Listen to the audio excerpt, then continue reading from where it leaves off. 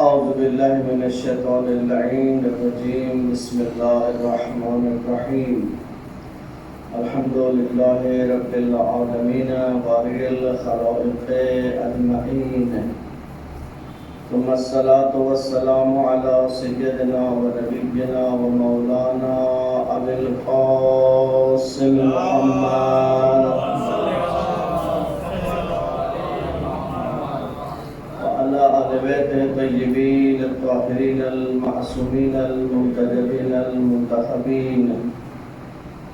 أما بعد، فقد قال الحكيم في محكم كتابه وقول الحق وهو أصدق القائلين. بسم الله الرحمن الرحيم. يا أيها الذين آمنوا كتب عليكم الصيام كما كتب على الذين من قبلكم لعلكم تتقون. باوز بلند صلوات.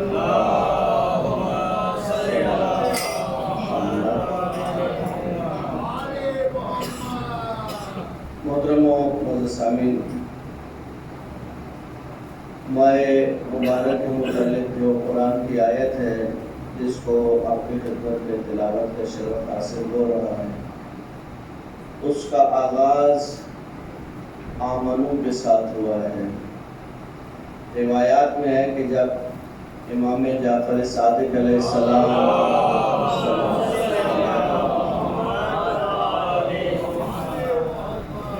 آمنو کی آیت پہ پہنچتے تھے تو دو بار فرماتے تھے لبیک لبیک۔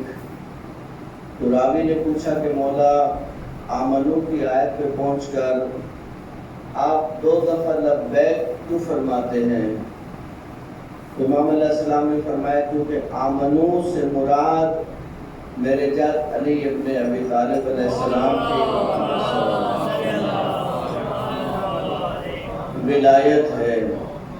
یعنی کوئی شخص اس وقت تک مومن نہیں بن سکتا جب تک وہ امیر المومنین کی ولایت کو قبول نہیں کرتا۔ اسلام اور ایمان میں یہ بنیادی فرق ہے۔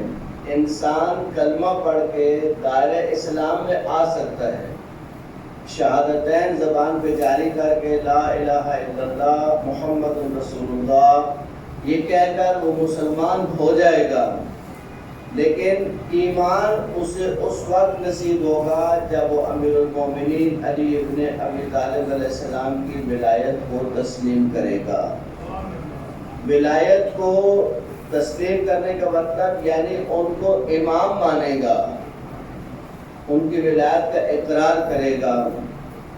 کل بھی آپ کی خدمت میں عرض کیا کہ قرآن نے جو مومن کا نقشہ کھینچا ہے، قرآن نے جو مومن کی نشانیاں بتائی ہیں، قرآن نے جو مومن کی علامتیں بتائی ہیں، ہمیں چاہیے کہ اس ماہ مبارک میں قرآن کی تلاوت میں ان آیات کی طرف زیادہ توجہ دیں تاکہ علم ہو کہ مومن ہوتا کون ہے۔ کل عرض کیا کہ مومن کی پہلی صفت کہ وہ نماز میں خشوع سے کام لیتا ہے۔ خشوع عرض کیا کہ وہ حالت قلبی ہے۔ یہ حالت قلبی پیدا کیسے ہوتی ہے؟ انسان کسی کے سامنے خاشع کیسے ہوتا ہے، کیسے اس کی عظمت کو قبول کرتا ہے؟ جب اس کے اندر معرفت پیدا ہوتی ہے۔ جتنا جتنا رب کی معرفت بڑھتی جائے گی اتنا اتنا دل اس کی عظمت کے سامنے جھکتا جائے گا۔ آپ دیکھیں دنیا میں آپ جتنے لوگوں سے ملتے ہیں ایک جیسا انداز نہیں ہوتا آپ کا۔ آپ کے ملنے کے جو لوگوں سے انداز ہیں وہ یکسر مختلف ہوتے ہیں۔ آپ عام دوستوں سے ملتے ہیں تو ایک عام طریقے سے ملتے ہیں، لیکن جب آفس میں جاتے ہیں تو باس کے سامنے اتنے بے تکلف نہیں ہوتے جتنا دوستوں کے ساتھ بے تکلف ہوتے ہیں۔ چلے دفتر کے ماحول میں ممکن ہے باس کے ساتھ بھی تھوڑی فرینکنس ہو جائے تو تھوڑا لہجہ بدل جائے، لیکن اگر زیارات کا شرف حاصل ہو تو آپ وہ فوٹوز دیکھیں کہ لوگ جب آیت اللہ سیستانی سے آیت اللہ حافظ بشیر صاحب سے ملتے ہیں تو بڑے متواضع ہو کر ان کے سامنے بیٹھے ہوتے ہیں۔ کیوں؟ کہ اتنے بڑے عالم کے سامنے بیٹھے ہیں، اتنے بڑے مجتہد کے سامنے بیٹھے ہیں، اپنے مرجع تقلید کے سامنے بیٹھے ہیں۔ چونکہ ان کی عظمت کا دل میں ایک ادراک ہوتا ہے تو ان کے سامنے ادب سے بیٹھتے ہیں، ان کے سامنے تواضع سے بیٹھتے ہیں۔ جب انسان کو کسی کی عظمت کا ادراک ہو جائے تو اس کے سامنے بیٹھنے کا انداز بھی تبدیل ہو جاتا ہے۔ قرآن یہی چیز توجہ دلا رہا ہے کہ جب آپ نماز میں آتے ہیں تو آپ کو اس بات کا علم ہونا چاہیے کہ نماز میں آپ کس کے سامنے کھڑے ہیں۔ خدا نظر نہیں آتا، خدا نظر نہیں آتا، خدا نظر نہیں آتا۔ کیوں نظر نہیں آتا؟ کہ ہماری آنکھیں اس قابل نہیں ہیں کہ وہ خدا کو دیکھ سکیں؟ نہیں، خدا اس لیے نظر نہیں آتا کہ ہم محدود ہیں اور وہ ذات لامحدود ہے۔ لامحدود کو محدود میں نہیں لایا جا سکتا۔ جب وہ ذات لامحدود ہے، اچھا، نہ اس کی ذات کو پہچان سکتے ہیں نہ اس کی صفات کو پہچان سکتے ہیں۔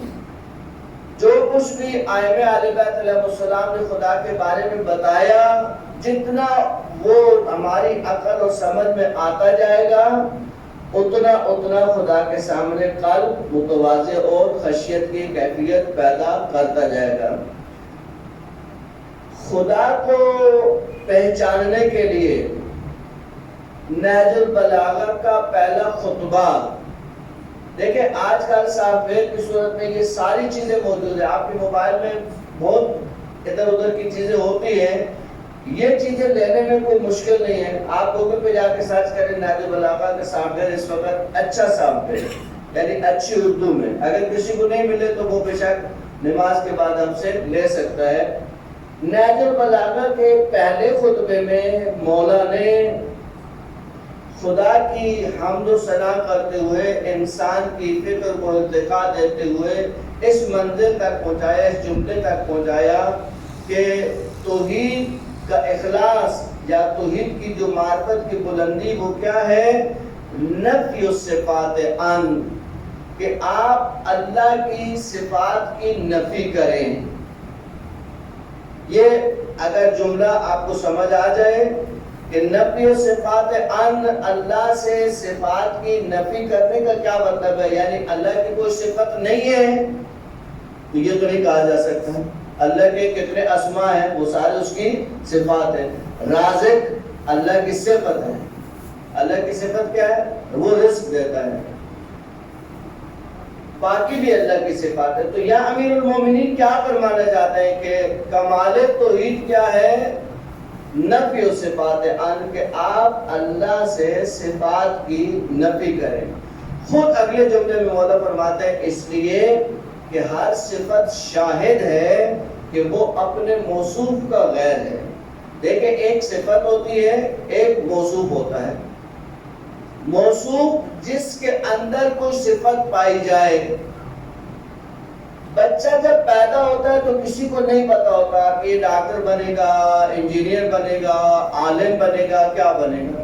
بچے کو کچھ پتا نہ بچے کو پتا ہوتا ہے نہ بچے کے ماں باپ کو پتا ہوتا ہے۔ بچہ آہستہ آہستہ بڑا ہوا، اس کے اپنے رجحانات ہیں، کوئی طالب علم کی طرف چلے گئے، کوئی مولانا بننے چلے گئے، کوئی ڈاکٹر بننے چلے گئے، کوئی انجینئر بننے چلے گئے، یہ مختلف مزاج ہیں۔ اب ڈاکٹری آپ سمجھے کہ ایک صفت ہے، علم ایک صفت ہے جو عالم کے ساتھ جڑی ہوئی ہے، لیکن جب یہ بچہ تھا تو عالم نہیں تھا، صفت علم اس کے پاس نہیں تھی۔ جب یہ بڑا ہو گیا تو عالم بن گیا۔ اب آپ یہ صفت الگ سے نہیں دکھا سکتے کہ یہ مولانا صاحب ہے اور یہ ان کا علم ہے، دونوں ظاہراً آپ کو ایک ہی جگہ نظر آتے ہیں، لیکن ایک وقت تھا کہ یہ عالم نہیں تھا اور اس کی ذات موجود تھی، یعنی بچہ تھا، جوان ہو تھا، ابھی عالم نہیں بنا، علم اس کے پاس نہیں آیا۔ صفت علم سے متصف کب ہوگا؟ جب علم حاصل کرے گا۔ اس کا مطلب یہ ہے کہ یہ ذات اور چیز ہے اور یہ صفت کوئی اور چیز ہے۔ بعد میں یہ دونوں ایک جگہ پہ ہو گئے، اب الگ کر کے نہیں دکھا سکتے کہ آپ کسی ڈاکٹر کو لائیں کہ یہ ڈاکٹر صاحب کا وجود ہے اور یہ ڈاکٹر صاحب کی صفت ہے، نہیں یہ ڈاکٹر ہے، وہ ڈاکٹری کی صفت کا مالک ہے، لیکن ہر انسان تھوڑی سی توجہ کے بعد اس بات کو سمجھ لیتا ہے کہ ہاں ایک وقت تھا کہ یہ ڈاکٹر صاحب نہیں تھے لیکن ڈاکٹری کی صفت تھی جس سے بعد میں یہ متصف ہوئے۔ اب دیکھیں آل بیت علیہ السلام، امیر المومنین علی ابن ابی طالب علیہ السلام،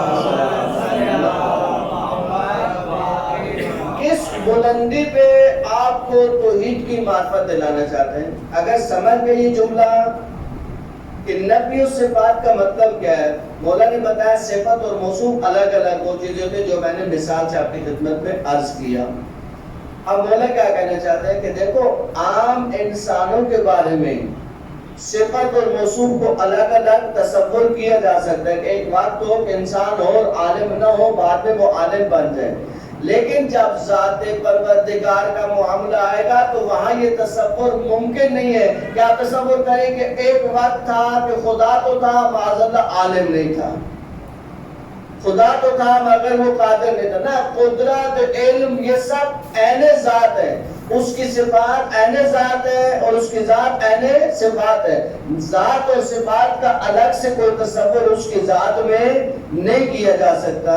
اس کو مولا فرماتا ہے کہ کمال توحید کیا ہے؟ نفی الصفات ان، کہ آپ اللہ کی ذات سے صفات کی نفی کرو، یعنی یہ تصور نہیں کرو کہ اللہ کی صفات الگ ہے اور اللہ کی ذات الگ ہے، اس کی ذات عین صفات اور اس کی صفات عین ذات ہے، یعنی ایک ہی چیز ہے۔ قل هو اللہ احد، آپ پیغمبر سے خطاب ہے کہ آپ کا یہ اللہ احد ہے۔ دیکھیں عربی میں ایک واحد ہوتا ہے اور ایک احد ہوتا ہے، واحد کے بعد ثانی آتا ہے۔ اگر آپ عربی میں گنتی کرنا شروع کریں، واحد اثنان ثلاثہ اربعہ خمسہ، یہ گنتی ہے، 1 2 3 4، جس طرح آپ اردو میں گنتے ہیں یا انگلش میں گنتے ہیں۔ واحد اور احد میں کیا فرق ہوتا ہے؟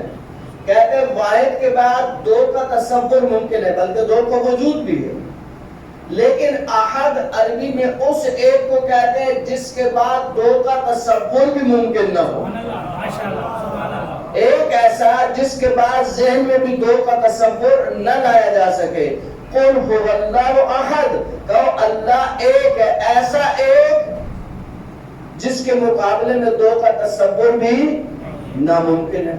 اللہ الصمد، اللہ بے نیاز ہے، اللہ کسی کا محتاج نہیں ہے، کوئی اس کو مانے نہ مانے، ساری دنیا مل کے اللہ کی عبادت شروع کر دے تو اس کی کبریائی میں کوئی فرق نہیں پڑے گا، اور ساری دنیا مل کے اللہ کی نافرمانی پہ آ جائے تو بھی اس کی کبریائی میں کوئی فرق نہیں پڑے گا۔ وہ بے نیاز ذات ہے، ہر کسی سے بے نیاز ہے، حتی انبیاء سے بے نیاز ہے، حتی ائمہ سے بے نیاز ہے، کسی کا دیکھیں نیاز مند اگر ہو جائے گا تو وہ محتاج ہو جائے گا، جب کوئی محتاج ہوتا ہے تو وہ خدا نہیں ہوتا۔ اللہ کسی کا بھی محتاج نہیں ہے، اللہ الصمد، اللہ بے نیاز ہے۔ دیکھیں ائمہ اہل بیت علیہ السلام نے لوگوں کے عقائد کی کریکشن کے لیے جو جملے استعمال کیے، مولا فرماتے ہیں اللہ اگر چاہتا، دیکھیں امیر المومنین کی جملوں کی قدر کریں، اللہ اگر چاہتا تو ہر انسان کی الگ الگ خود ہدایت کر سکتا تھا، اللہ کے لیے کوئی مشکل نہیں کہ وہ ہر انسان کے الگ الگ ہدایت کریں، لیکن مولا فرماتے اللہ نے اس کو پسند نہیں کیا، اللہ نے ہدایت کے لیے ہمیں چنا، اس کائنات کا آغاز ہمارے وجود سے کیا، بنا یفتہ اللہ نے اس کائنات کا آغاز کیا ہمارے ذریعے، وبنا یختم اور اس کا انجام بھی ہمارے ذریعے ہوگا۔ اللہ کی کوئی رحمت کوئی نعمت آپ تک نہیں پہنچتی جب تک وہ اہل بیت کے راستے سے نہ آئے، پہلے ان کے وجود پہ اترتی ہے پھر آپ کو نصیب ہوتی ہے۔ آپ نماز پڑھتے ہیں، آپ عبادت کرتے ہیں، وہ جب تک اہل بیت کے راستے سے نہ جائے تو خدا کی بارگاہ میں نہیں پہنچتی، کوئی ڈائریکٹ ڈیلنگ اللہ نے نہیں رکھی۔ ڈائریکٹ ڈالنگ نہیں، اللہ نے آل بیت کو اپنے اور ہمارے درمیان کیا کیا ہے؟ واسطہ قرار دیا ہے کہ جو اللہ دینا چاہتا ہے وہ آل بیت کے ذریعے دے گا، اور جو ہم اللہ سے مانگنا چاہتے ہیں وہ آل بیت کے ذریعے جائے گا۔ آپ کو کیوں کہا گیا کہ آپ دعا سے پہلے 3 دفعہ درود پڑھیں، یا درود پڑھیں دعا کے بعد بھی درود پڑھیں؟ بھئی دعا تو آپ نے مانگنی ہے۔ روایات میں ہے کہ درود کا فلسفہ کیا ہے کہ آپ دعا سے پہلے بھی درود مانگے پڑھیں، اور دعا مانگنے کے بعد پھر درود پڑھیں۔ معصوم فرماتے ہیں درود ایسی دعا ہے جو اللہ کبھی رد نہیں کرتا۔ تو اللہ جب پہلی دعا بھی قبول کرے گا، دوسری دعا بھی قبول کرے گا، تو درمیان والی کو کیوں قبول نہیں کرے گا؟ جب تم دعا کو صلوات کے گلدستے میں رکھ کے بھیجو گے، دیکھیں ہماری عبادتوں کی کیا ویلیو ہے، ہماری عبادتوں کی کیا ویلیو ہے کہ ہم اللہ کے سامنے ان کو پیش کریں۔ ایک ایران کے بزرگ عالم ہیں، وہ کہتے ہیں کہ میں سفر کرتا تھا، وہ ایک ڈرائیور ہمیشہ میرے ساتھ ہوتا تھا، تو وہ اپنی گاڑی میں جانماز رکھتا تھا۔ جو ہی نماز کا وقت ہوا وہ فوراً نیچے اترا، گاڑی روکی سائڈ پہ، اور جلدی نماز پڑھی۔ اتنی جلدی نہیں کہ نماز باطل ہو جائے، اس نماز کی روایات میں مذمت ہے۔ وہ نماز جو کوے کی چونچ کے ساتھ تشبیہ دی گئی ہے، کیسے جس طرح کوہ چونچ مارتا ہے اس طرح جو سجدے کرتے ہیں، ان کی روایات میں مذمت ہے۔ جلدی سے مراد بس واجب نماز پڑھتا تھا، اور آگے فوراً گاڑی سٹارٹ کر کے چل پڑتا۔ تو وہ عالم کہتے ہیں کہ میں نے اسے کہا کہ خدا کے بندے، اچھا کام ہے کہ تو اول وقت میں نماز پڑھتا ہے، لیکن آرام سے پڑھو، یہ کیا جلدی نماز پڑھی اور چل پڑے؟ کب بولا نا ہم تو ہے ڈرائیور لوگ، ہمارے پاس اتنا ٹائم ہوتا نہیں ہے۔ اول وقت میں پڑھتا ہوں اس لیے کہ اس کا میرے ذہن میں ایک تصور ہے۔ کیا تصور؟ اب دیکھیں معرفت کے لیے، اہل بیت کی عظمت کا ادراک کرنے کے لیے ضروری نہیں کہ انسان بہت بڑی کتابیں پڑھو، بہت بڑا فلسفی ہو، بہت بڑا معلومات رکھنے والا ہو۔ معرفت ایک الگ سفر ہے۔ وہ کہتے ہیں کہ مولانا دیکھیں آپ بتائیں کہ آپ سے ہم نے سنا ہے کہ امام اول وقت میں نماز پڑھتے ہیں، میں اول وقت میں اس لیے پڑھتا ہوں کہ میری نماز کی کوئی حیثیت نہیں، مجھے معلوم ہے۔ کہا اس نے جو مثال دی، وہ عالم کہتے ہیں وہ جو اس نے مثال دی، کہتے میں مولانا ہونے کے باوجود بھی میں نے اس کی مثال سے لطف اٹھایا، لذت لی میں نے۔ کہا مولانا آپ مجھے بتائیں کہ اگر میں آپ کے دروازے پہ آؤں اور آپ دروازہ کھولیں تو میں ایک پیاز لے کے کھڑا ہوں کہ قبلہ میں یہ آپ کے لیے گفٹ لایا ہوں۔ اب یہ کون سا گفٹ ہے بھائی؟ یہ کون سا گفٹ ہے جو آپ اتنی زحمت کر کے ایک پیاز اٹھا کے لے آئے، ایک ٹماٹر اٹھا کے لے آئے؟ کہا کہ آپ کی اس پہ توجہ بھی نہیں جائے گی، لیکن اگر فرض کریں کہ ایک سونے کا بڑا مثلا جو ہے وہ ہار ہے اور اس کے ساتھ میں نے وہ پیاز رکھا ہوا ہے اور کہتا مولانا یہ گفٹ ہے، تو اب وہ کیونکہ سونے کے ہار کی ویلیو ہے تو آپ اس پیاز کو بھی خندہ پیشانی سے وصول کر لیں گے کیونکہ اتنے بڑے گفٹ کے ساتھ آئے۔ کہا وہ امام کی جو نماز ہے وہ تو اللہ کے ہاں بہت بڑی ویلیو رکھتی ہے، تو ہم اللہ کے ولی کی نماز کے ساتھ اول وقت میں نماز بھیجتے ہیں تاکہ اللہ اس تحفے کو لے تو ہماری نماز کو بھی قبول کر لے۔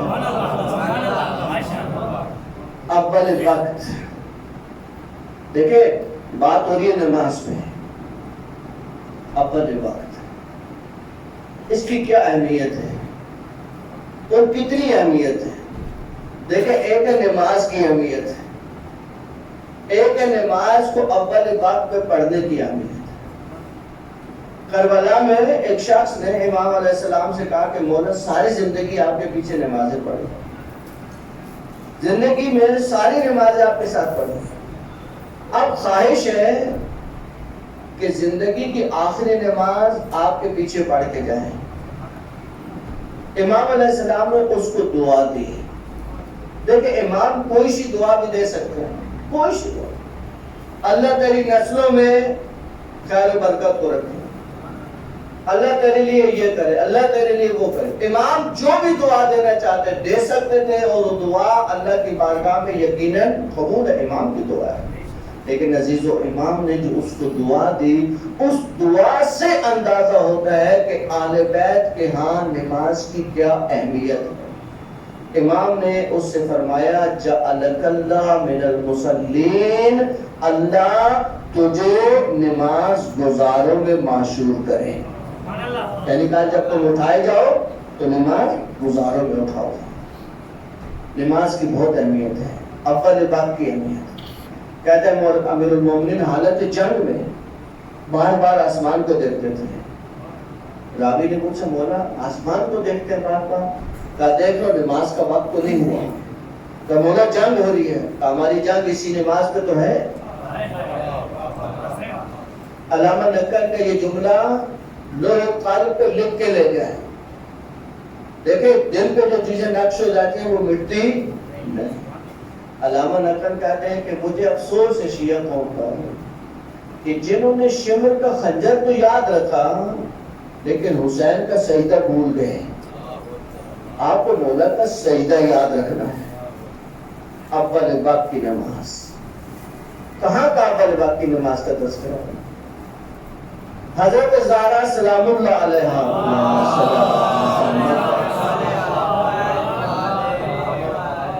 اپنے والد ماجد کی خدمت میں آتی ہے اور عرض کرتی ہے کہ یا ابتا، اے میرے بابا، ما لمن تحاول بالصلاۃ من النساء اور رجال۔ اے مولا، اے بابا یہ بتائیے کہ چاہے وہ مرد ہو چاہے وہ عورتیں ہوں، جو نماز میں سستی کرتے ہیں اللہ ان کے ساتھ کیا کرے گا؟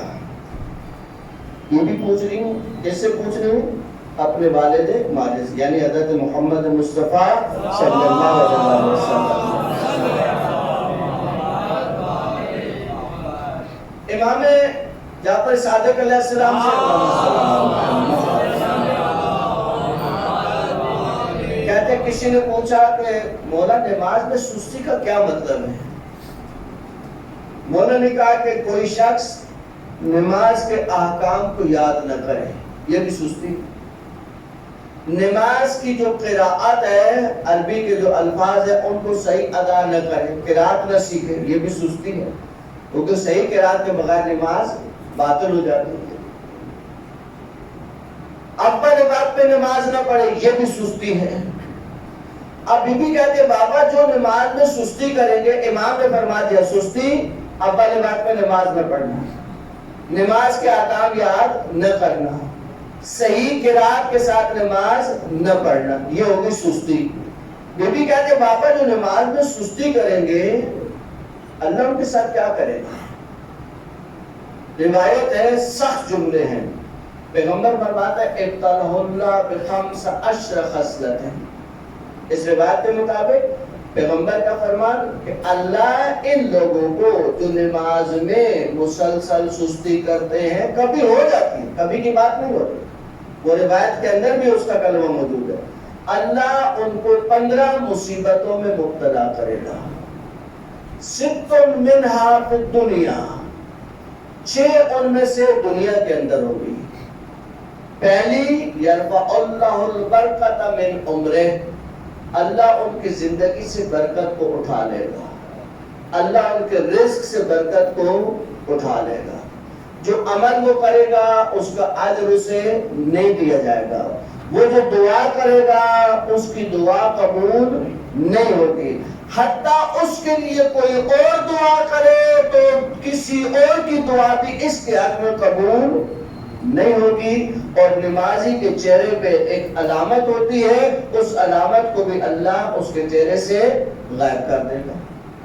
یہ کن کے لیے؟ جو نماز نہیں پڑھتے، نہیں، جو نماز پڑھتے ہیں لیکن نماز میں سستی کرتے، اول وقت میں نہیں پڑھتے، قرات کے ساتھ نہیں پڑھتے، احکام نماز کو یاد نہیں کرتے۔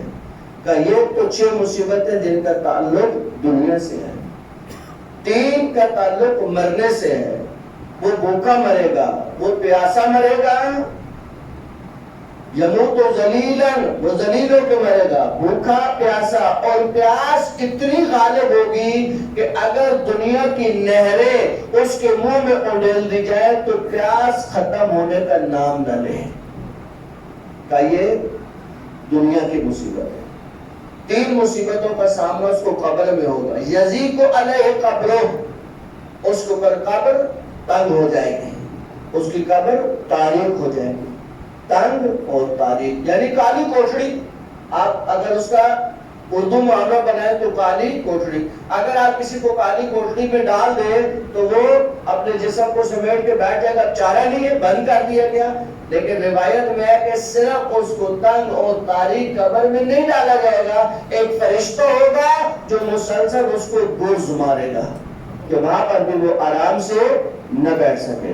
کہ یہ مصیبتیں ہوگی قبر کے اندر، اور جب وہ اٹھایا جائے گا تو لوگوں کو اس کی زبان سے اذیت ہوگی، اس کو عذاب علیم میں مبتلا کیا جائے گا، اللہ اس پہ نظر رحمت نہیں کرے گا۔ عزیزان، اہل بیت نے آخری حد تک کوشش کی، ہماری اصلاح کی، ہمیں سمجھانے کی کہ دیکھو جو اعمال انجام دیتے ہو، نماز پڑھتے ہو، پڑھو، بہت اچھی بات ہے۔ نماز کا فائدہ دیکھیں، خمس کے اندر ایک بحث ہے، اس خمس سادات کے اندر آتا سوال کہ سامع سادات جو دیا جاتا ہے سادات کو، وہ سادات کون سے ہیں جن کو سامع سادات دیا جا سکتا ہے؟ سب سے پہلی شرط کہ وہ صحیح النسب سید ہو، واقعی سید ہو، یعنی اس کا سلسلہ نسب جا کر اہل بیت علیہ السلام کے ساتھ ملتا ہو، ہاشمی ہو کم از کم۔ خوب، اب یہ لمبا چوڑا موضوع ہے، اس کے اوپر ہم گفتگو ابھی نہیں کر سکتے۔ سید ہو، مستحق ہو، اور علنی گناہ نہ کرتا ہو، صوم و صلات کا پابند ہو۔ میں نے خود آغاز ثانک سے دفتر میں ان کا سوال بھیجا کہ اگر کوئی سید نماز نہیں پڑھتا، صبح کی نماز، ساری نمازوں کی بات نہیں، کراچی کے اندر بہت سے لوگ ہیں جو صبح کی نماز نہیں پڑھتے، 4 وقت پکے نمازی ہیں، صبح کی نماز نہیں پڑھتے، اٹھ کے قضا کرتے ہیں صبح کی، اور کہتے ہیں مولانا پڑھ تو نہیں پڑھنی، گناہ کیا آپ نے جو قضا کی ہے وہ نماز کا وہ قضا ہے، جو آپ نے نماز قضا کی ہے اس کا گناہ کدھر گیا؟ وہ گناہ اس قضا سے ختم نہیں ہو جاتا ہے کہ آپ سمجھیں کہ آپ نے قضا کر لی تو گناہ ختم ہو گیا، نہیں، گناہ نہیں ختم ہوا، گناہ اپنی جگہ پہ قائم ہے، اس کی الگ سے توبہ ہے۔ مسلسل نماز کو صبح کو قضا کرتا ہے، جو بالکل نہیں پڑھتا اس کی تو بات ہی نہیں ہو رہی، کہا جو صبح کی نماز مسلسل قضا کرتا ہے اس کو بھی سامع سادات نہیں دیا جا سکتا۔ میں نے بہت سوچا اس کے اوپر کہ اتنی سختی کیوں ہے؟ عزیزوں، یہ ظاہر سختی ہے، لیکن اس سختی کے اندر بھی رحمت خدا کا عنصر شامل ہے۔ خدا چاہتا ہے کہ تم اگر ویسے نماز نہیں پڑھتے، تمہیں پتا چلا کہ سید کا مال مجھے تب ملے گا کہ جب میں نماز پڑھوں تو دنیا کا مال بھی مل جائے گا اور نماز کے ذریعے تمہاری آخرت بھی سنور جائے گی۔ یعنی دیکھو، بعض چیزیں ہمیں سخت نظر آتی ہیں، ہمیں کچھ اور ان کا رنگ نظر آتا ہے، لیکن اگر واقعی دیکھا جائے تو یہ کتنی اللہ کی، دیکھیں اللہ کو آپ سے نماز پڑھا کے کیا لینا ہے؟ اللہ کو 16-17 گھنٹے ہمیں بھوکا رکھ کے کیا لینا ہے ہمیں؟ اللہ کی ذات کو کیا فرق پڑتا؟ نہیں، ایسے تو یہ سب کچھ واپس ہمیں ملتا ہے، نماز کا ثواب ہمیں ملتا ہے، روزے کا ثواب ہمیں ملتا ہے، افطاریوں کا ثواب ہمیں ملتا ہے، نیکیوں کا ثواب ہمیں ملتا ہے۔ اس لیے تو امیر المومنین نے فرمایا تھا کہ اے مومن، تیری قیمت اللہ نے کیا ڈالی ہے؟ تیری قیمت بہشت ڈالی ہے، تیری قیمت بہشت ہے، کم از کم تیری قیمت بہشت ہے، اس سے کم قیمت پہ اپنے آپ کو فروخت نہیں کرنا، جنت سے کم تمہاری قیمت نہیں ہے، جنت سے کم قیمت نہیں ہے، اور جنت آمادہ ہے، کل بھی عرض کیا، دوبارہ اس آیت کو پڑھتا ہوں، اُزْلِفَتِ الْجَنَّةُ لِلْمُتَّقِينَ، جنت آمادہ ہے، جنت تیار ہے، کس کے لیے؟ صاحبان تقویٰ کے لیے۔ دعا کریں کہ اللہ کریم امیر المومنین علی ابن ابی طالب علیہ السلام وجود مقدس کے صدقے، آل بیت طاہر کے صدقے، حضرت زہرا سلام اللہ علیہ کے صدقے، ان کے بابا کے صدقے، ان کے بیٹوں کے صدقے، ان کی تمام پاک نسل کے صدقے ہمیں ماہ مبارک میں تقوی کے جوڑ کو اپنانے کی اور اس کو قائم رکھنے کی توفیق نصیب فرمائے۔ جو پریشان مومنین کی پریشانیوں کو دور فرمائے، جن مومنین نے دعائیں ذمہ لگائیں ان کی دعائیں اپنی بارگاہ میں مستجاب فرمائے۔ جو پریشان حال ہیں بے روزگاری کی وجہ سے، مہنگائی کی وجہ سے، ان کی پریشانیوں کو دور فرمائے۔ جو زیارات کی تمنا رکھتے ہیں ان کی تمنائیں پوری فرمائے۔ جو سفر میں ان کے سفر بے خطر فرمائے۔ جن مومنین نے دعائیں ذمہ لگائیں ان کی دعائیں اپنی بارگاہ میں مستجاب فرمائے۔ آخر مولا امام علیہ السلام کا جلد ظہور فرمائے۔ آقا کے قدموں میں جامع شہادت کی سعادت نصیب فرمائے۔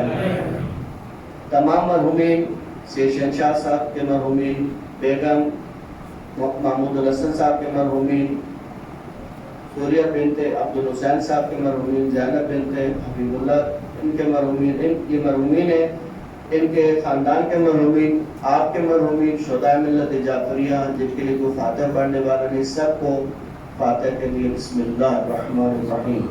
الحمدللہ رب العالمین الرحمن الرحیم مالک یوم الدین إياك نعبد وإياك نستعين اهدنا الصراط المستقيم صراط الذين أنعمت عليهم غير المغضوب عليهم ولا الضالين بسم الله الرحمن الرحيم قل هو الله أحد الله الصمد لم يلد ولم يولد ولم يكن له كفوا أحد بسم الله الرحمن الرحيم قل هو الله أحد الله الصمد لم يلد ولم يولد ولم يكن له كفوا أحد بسم الله الرحمن الرحيم قل هو الله احد الله الصمد لم يلد ولم يولد ولم يكن له كفوا احد اللهم صل على محمد وآل محمد